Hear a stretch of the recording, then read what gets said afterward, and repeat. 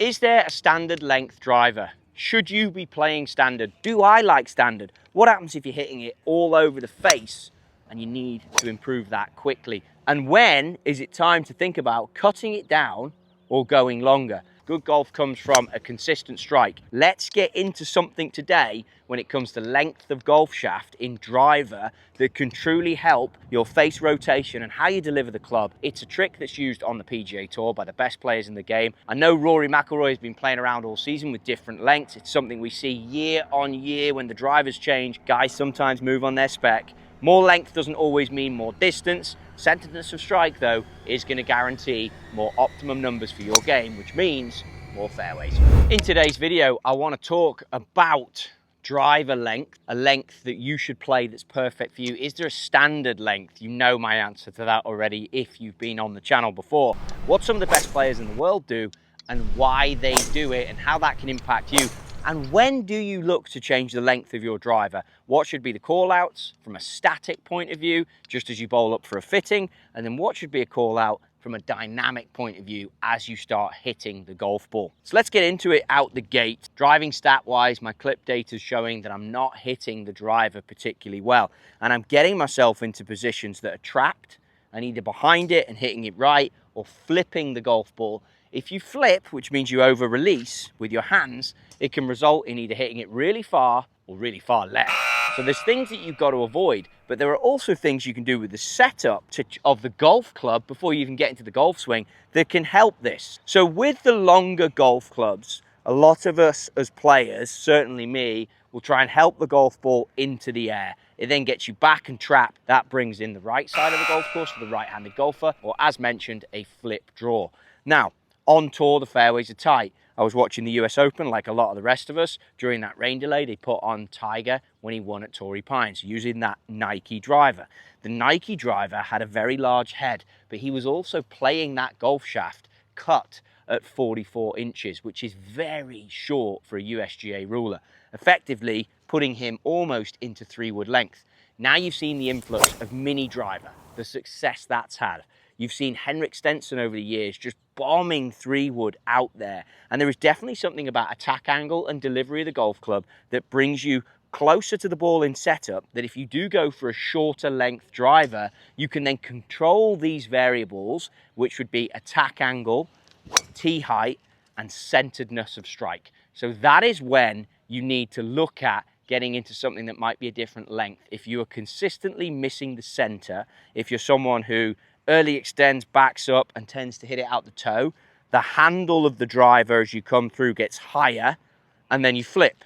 That's when you start to consider these shorter length drivers. Now, if you're 6 foot odd, this could also be a video for you. Ian Poulter, back in the day when he played Taylormade equipment, did not use the maximum length driver. It was only when we would get to guys like, and this is a name that I've mentioned before, but I know it's a blast from the past, Ian Woosnam didn't move off standard length. You'd think he'd be in shorter. He wanted no piece of it. He was using the longest driver he could. Obviously, there are other players across time that have used long drivers to gain distance. I think Bryson even went down that avenue for a while. But what about if we want to get into the shorter one?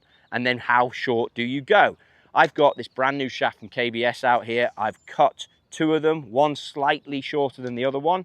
I'm going to go for the number that is not the shortest option because I've already hit these and the feel is good with this, but also the feel for my setup and how close can I get to this to stay in my angles. So if we do with driver tend to get a little far away from the golf ball, then we reach. That's when you bring in an axis that flips with the slightly shorter driver. Now we can get closer to it, which then in turn, believe it or not, the closer you get to the golf ball, you then have to stay out the way in order to create room and hit the ball. So that does help with that. The other thing, if you can keep the club moving in this motion through rather than high handle, then the face rotation has more control. So another drill for this that I want to put in, but you need to be careful with this one, but it's how you set your length, is you can put a golf shaft at the same angle as the shaft you have at setup, and now you need to swing through and miss. Now I can put that in my tour aim, or I can do, today I'm on a grass tee, so I can do it like that. Another good drill as to how the driver should move through, but will keep you in posture. When you do go shorter, think about swing weight. because this head, I've had to change these movable weights in my Qi35 to get swing weighted for this length. The other thing I want you to consider, which is something you might be blind to, this is 80x. So I've gone up in weight. Because I've gone shorter, I was hitting it crooked with the longer one at 60 grams. By now going, again, inspired by the Tiger stuff, inspired by mini driver, where the shaft goes a bit heavier when you go shorter. Same for my 3-wood. Now you can get closer to it. You don't lose the dead weight, and we get that little bit shorter. So let's see if we can give it a flight. This is pretty key, if you can put it in. Want to swing, just miss that underneath it, no problem. And you're looking for that JJ Spawn peeler. How good did he hit that at Oakmont? And again, think about you playing tour style golf courses, which is, I know we're not playing them every week, but you're aspiring to.